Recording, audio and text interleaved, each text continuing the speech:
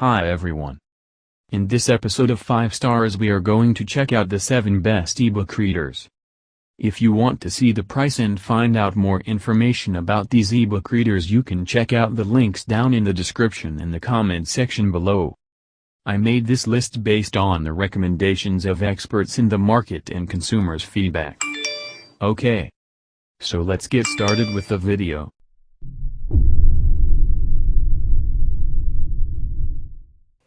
Hey guys, Conrad here, and today I'm doing a quick review of the Kobo Aura H2O Edition 2. This is the latest e-reader from Kobo, and what sets this e-reader apart from other e-readers currently on the market is that it's waterproof. You can have this e-reader in up to 2 meters of water for 60 minutes, and it should still be able to survive. I wouldn't recommend actually putting that to the test, but what that means is you can safely use this e-reader in a tub or by a pool, and if for some reason you drop it to the bottom of the pool or you drop it in your tub, it's going to be fine. And that's exactly why I bought this e-reader. I bought it as a gift for my wife, and she's been using it for about a week now, and we've both been really pleased with it. It does everything you would expect a traditional e-reader to do. You can highlight text, you can look up words, you can change the screen brightness, which actually there's a cool new functionality in this called Comfort Light Pro, where beyond just being able to change the screen brightness, which I'll go ahead and show you now, you can also change the color temperature of the screen. So you can change it from being a bluish light to more of a warmish light, and that's really nice at night when you don't want blue light affecting your eyes and keeping you up. Really cool function of this e-reader that I think a lot of people will find very useful. The e-reader itself is very quick, changing between screens and moving between different pages. I've seen no delay. Occasionally, there has been a time or two where I'll have to re-click on something for my finger to actually register, but that's pretty far and few between. For the most part, it's very responsive. The one bad thing I will say is that when I first got this e-reader, it was only lasting for about 2 days, which is terrible for battery life. Normally e-readers are weeks. So what I did was I went to the settings and I tried to figure out, okay, what the heck am I doing wrong with the power settings? But what it turned out to be was that this sync and updates feature was turned on by default. And after reading through the forums, this is some sort of firmware bug, and as soon as I unchecked that, then the e-reader went from lasting 2 days to now lasting weeks. I've used this for about a week, and it's only gone down about 25%, which is a huge difference. Maybe by the time you're watching this, Kobo will have released a firmware update to fix that, but if not, if you're having power problems, turn off that syncing and updating. Here's a size comparison between the Kindle that I use and my wife's Kobo. You can see the Kobo is a bit bigger. It's mainly in the width that there's actually a noticeable difference. Even though the screen is actually bigger, the overall footprint really isn't that much bigger, so they're both very similar to hold in the hand. Again, very quick with the page turns, not much ghosting. Everything on here looks very crisp and clear. I don't know the exact PPI, but from my eyes, I cannot see any pixelation. This looks just fabulous. The Kobo store is also really nice. They do a lot of deals on here. There were a lot of free romance novels, which I didn't care anything about, but my wife loves romance novels, so that was great for her. You can also check out books from your library using Overdrive and then load them onto your Kobo. I'll save that for another video, but just know that is something that you can do, depending on your local library, if they support that. But we've both been very pleased with this Kobo. It does cost about $180, so you're definitely paying a premium for this device. But in my mind, if you want a waterproof e-reader, this is the one to go with. In addition to the Kobo itself, we also bought a case for it. The nice thing about this case is that when you open up the case, it automatically wakes the Kobo from sleep mode, and when you close it, the Kobo automatically goes back into sleep mode. Now, I wouldn't recommend using this case in the bathtub because I don't know if this is real leather or not, but I doubt this case would hold up well when getting wet. But it is a beautiful, gorgeous case, and the Kobo itself is gorgeous. So anyways, we've both been really pleased with the Kobo. I highly recommend it. I think you'll enjoy it. If you have any questions or comments, please comment down below.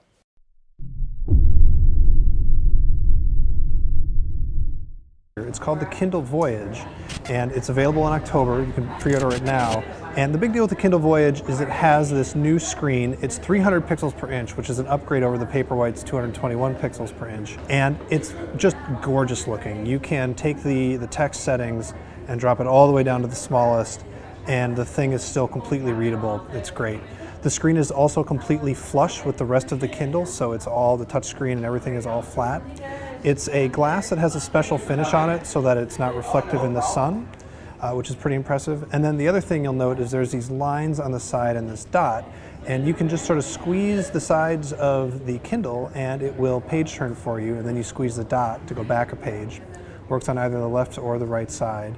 And you don't have to squeeze very hard, so you don't have to move your thumb, and there's a tiny little haptic feedback that happens when you squeeze it as well. The other thing that's really great about the Voyage is they have changed the backlight on it. It gets much, much brighter, which is great, but the thing that I'm excited about is it's got an auto brightness option. And so instead of just having to set the brightness manually, you can hit auto brightness. And what's really cool is if you're reading in bed, it will dim, but then as you're reading, as it's on for longer and longer, it knows that your eyes are adjusting to the darkness and will actually continually dim the screen down lower and lower so that it's not getting too bright for your eyes. So there you go, that is the new Kindle Voyage. It is way lighter as well as thinner as the previous Kindle Paperwhite. It's got this magnesium shell.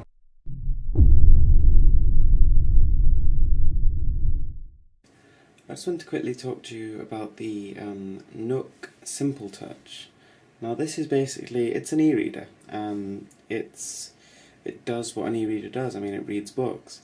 But I mean, there's something quite special about this particular one, which I think is pretty stunning. I mean, it's the price. I mean, this thing, you can actually get this e-reader for just over £30 if you search around.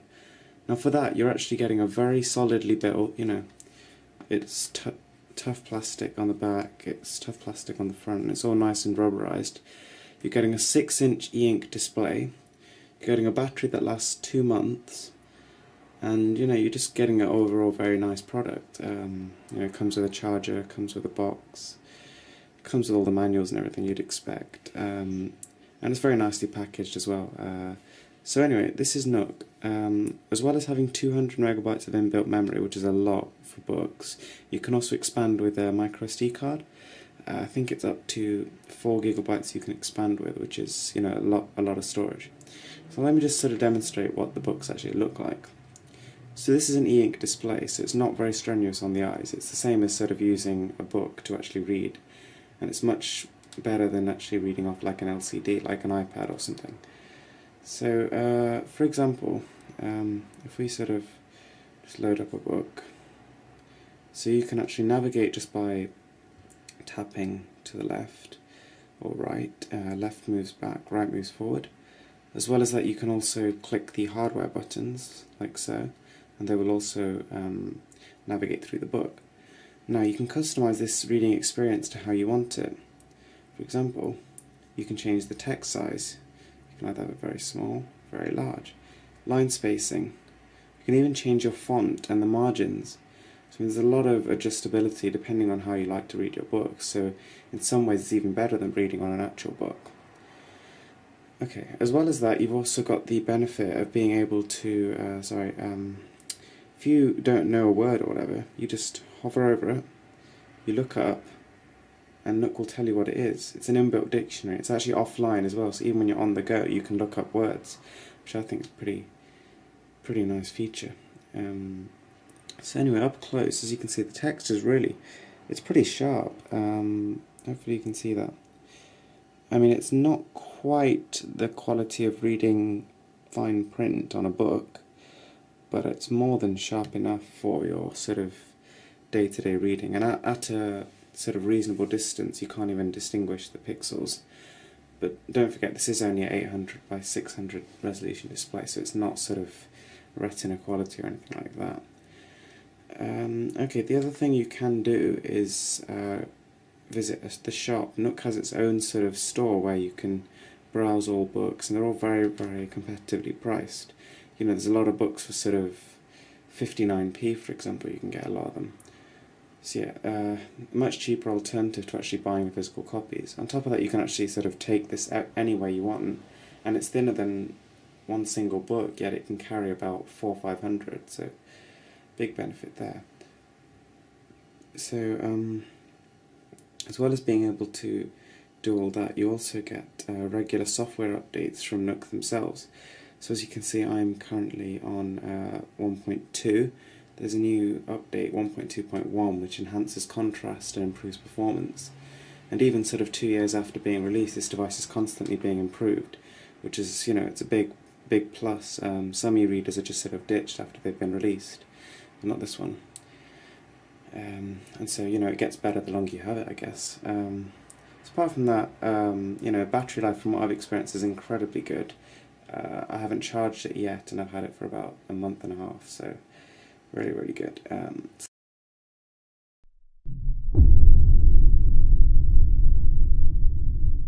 Today I'm going to be unboxing and setting up the all-new 6-inch Kindle e-reader from Amazon. Now this is the 8th generation 2016 model, which comes with a touchscreen display. And as with all the other products that I unbox, I will be doing a full review of this device, so please stay tuned for that. If you haven't subscribed, please go ahead and subscribe to stay tuned for that full review. So let's go ahead and get it out of its box. So I'm going to first pull it out of its sleeve.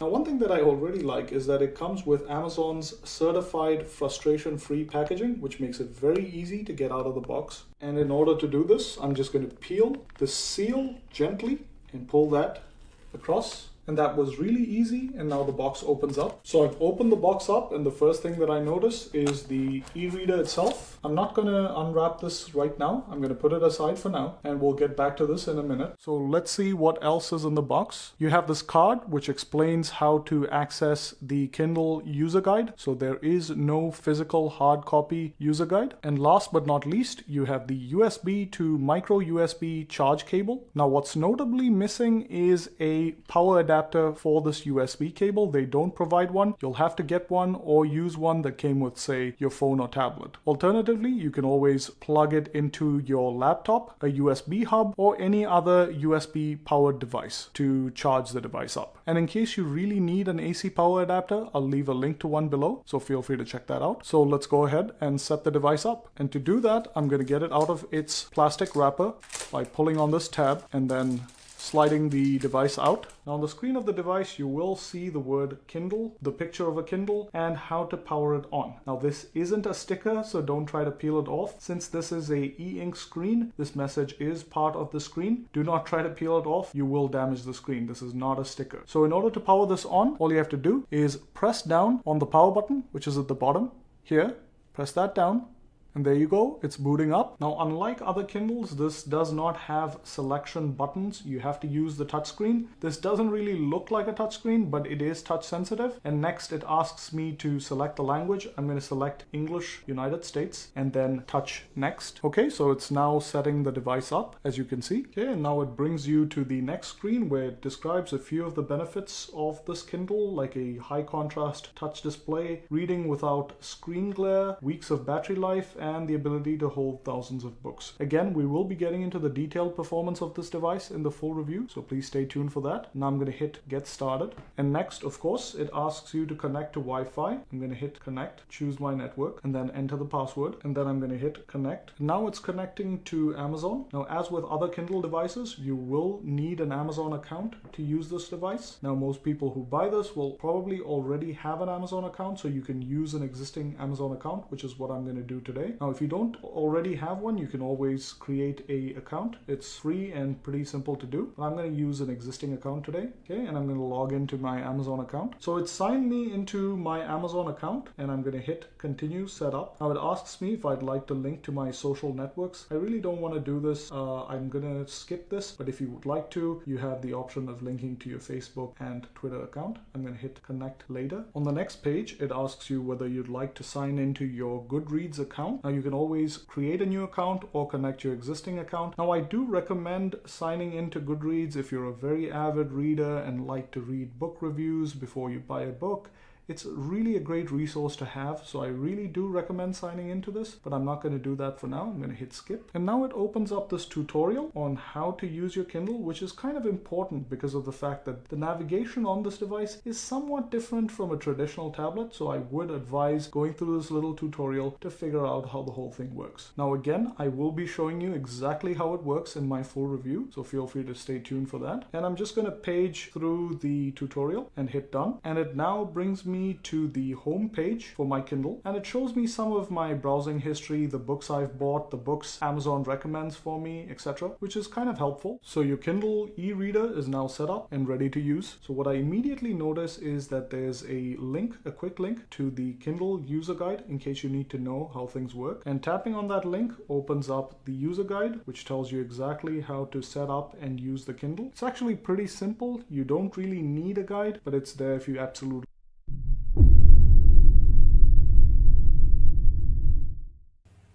The new Kindle Oasis.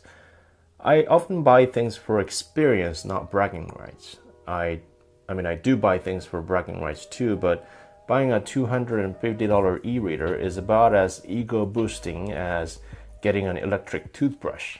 Never in my life did I think that I would pay $250 for an e-reader, but after owning a Kindle Paperwhite for over 3 years, an unusually long period of time for a gadget nowadays, I was curious if I would like the Oasis 2 times more as the price suggests. In short, the new Kindle Oasis is everything the Paperwhite offers and much more. It has a bigger screen, it's lighter, it's got a bigger grip, and buttons for one-handed operation. It's water resistant, Bluetooth, and support for audiobooks, bigger storage, and more LED lights for even better backlighting. So far so good. I mean, considering some iPods used to cost more than this, it's actually looking like a pretty good deal now. Remember iPods? Just 10-15 years ago, we used to pay just as much or more only to listen to music. And the first generation iPod, which came out in 2001, was $400. So $250 may not sound too bad, but if you want more storage, for additional $30, you get 32 gigabytes instead of 8. If you want 3G, you pay additional $50, and that's only available with the 32 gigabyte models. Add all that up and get rid of the special offers, which are random ads displayed on your lock screen, you are looking at $350. I never had issues with the Paperwhite's 4 gigabyte storage, so if you're not planning on downloading a lot of audiobooks, 8 gigabytes should be just fine for you. And yes, Kindle Oasis supports Audible. It has Bluetooth for Bluetooth headphones, but no headphone jack. I'm not sure how everyone feels about that, but I personally don't listen to a lot of audiobooks, so it's not a problem for me. Plus, I feel like your smartphones are just fine for audiobooks anyway, but for whatever reason, if you want to listen to it on your Kindle, now you can. Special offers, again, as I mentioned in the Paperwhite review, I don't mind the ads, so I've been completely happy with the base model, but except I actually ordered the refurbished model of the Oasis and it came without the special offers, so I get these random wallpapers instead of ads, which to be honest are just a collection of meh. So even with the bigger screen than the Paperwhite, it's 1 inch bigger in diagonal to be exact, the new Oasis is actually slightly lighter, and also because most of the weight is moved to the grip, as you can see, it feels even lighter too. It's still not the most comfortable thing in the world if you have bigger hands than average, but I got a cover which made it feel a little better even with the added weight. The new metal body makes it feel much more premium than the other Kindles, but to be honest, I'm not a huge fan of this change. It makes the device much more slippery, and I'm always afraid to put it down anywhere because I feel like it would get scratched easily. With my Paperwhite, I could put it down on any surface or even lightly drop it and I knew it would be completely fine, or at least I wouldn't feel as nervous because it was a lot cheaper. I really like the physical buttons for changing pages, which you can use on your home screen to browse your library. The auto brightness feature, which isn't available on Paperwhite, it is a nice addition, but it never seems to get the perfect brightness. It's always either too bright or too dim, so I always end up changing it manually anyway. If you've already owned the Kindle before, the software on the new Oasis isn't any different, although it feels a bit busy, especially with the monotone color of the ink display.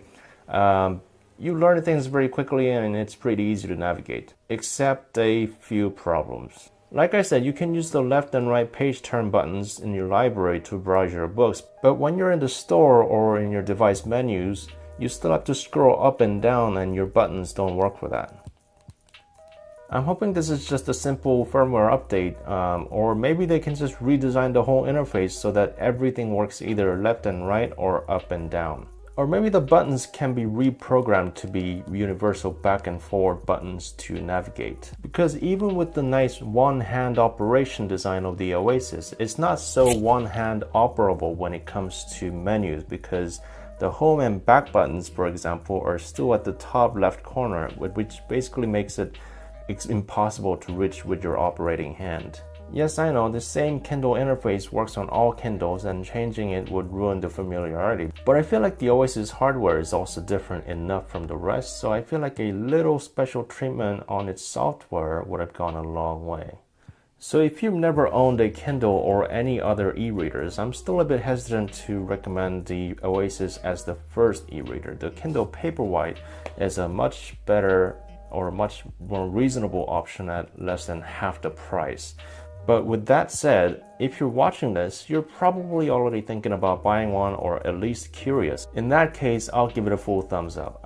Once you get over the price, it is a fantastic device and it is undoubtedly the best Kindle ever made.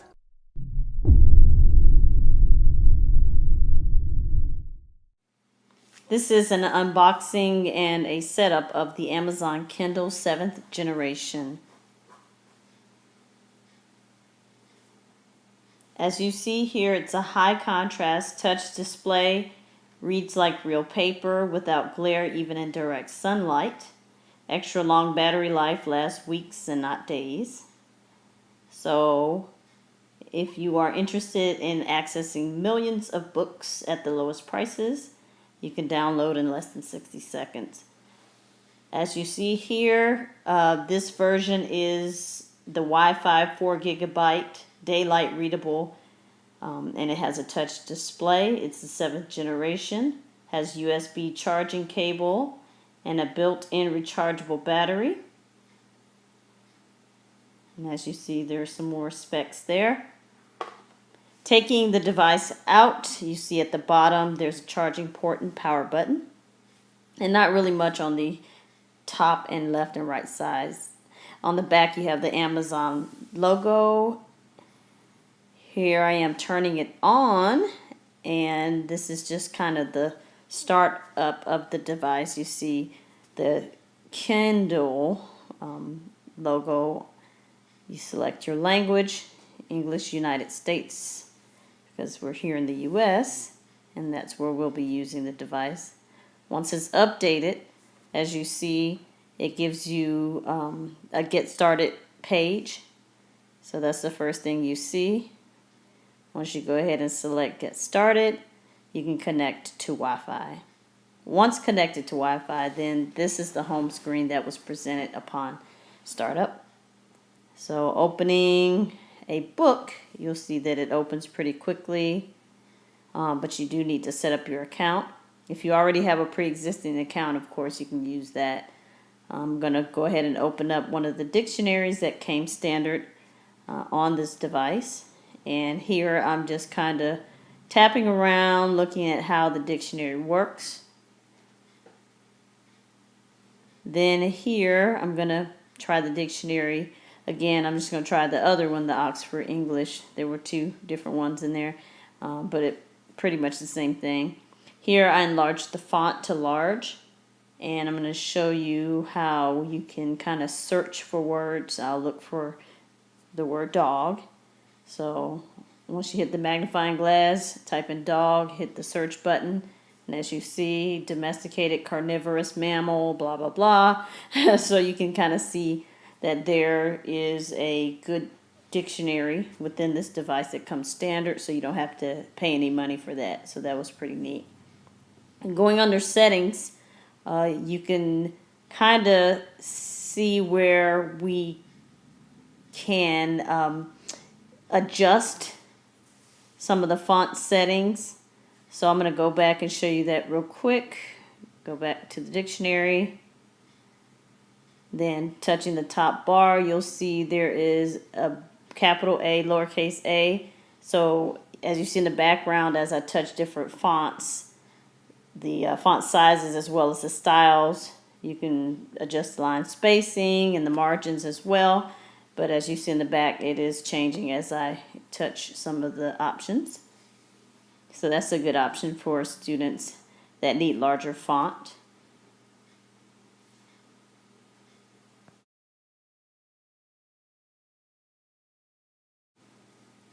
Now if you go to the magnifying glass again, if you type in a word, they have some word prediction. So I'm just going to press down and there's a list. I selected a random one. Down syndrome happened to be up there. And as you see, there is the definition of Down syndrome. And you can kind of swipe throughout the pages to get to the next pages, and then it'll go to the next word. Also, if you want to jump pages or location within a book, or in this case in the dictionary, then you can do that as well, and it makes it easier and faster.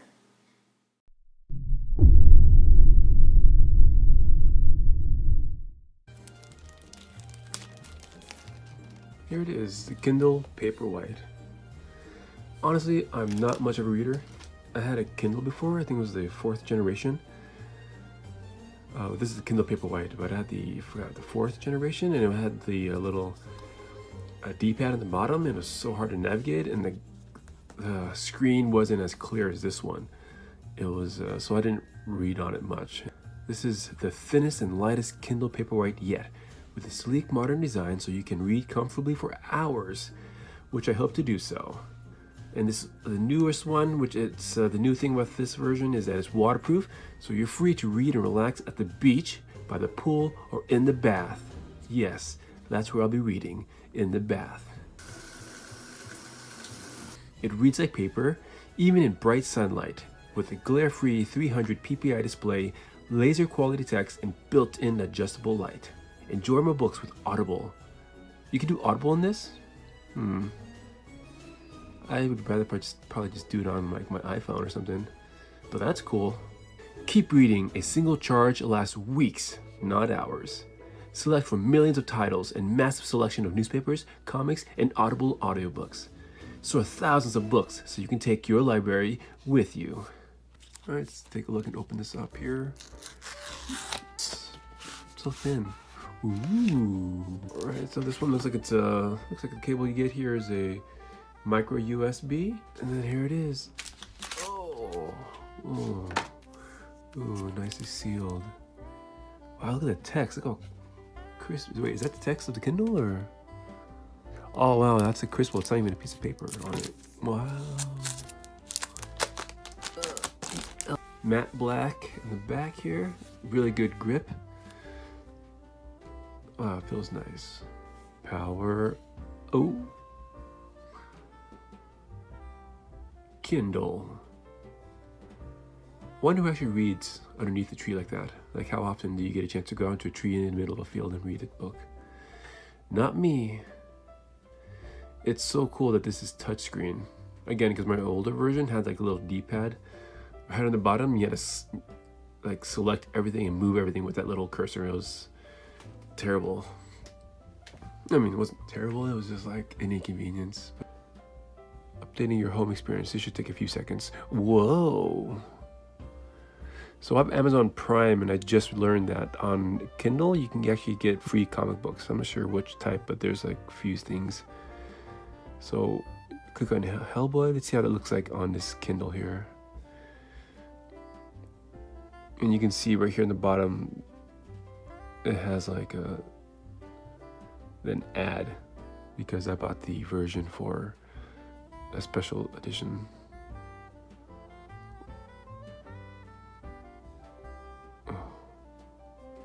So double click, I render the panel. Let's see if it, there's no orientation button. So maybe this isn't the best to read is the best to read comic books on. Alright, grabbed a macro lens here just to see we can read the text. Look at that. You can barely make out the pixels on this.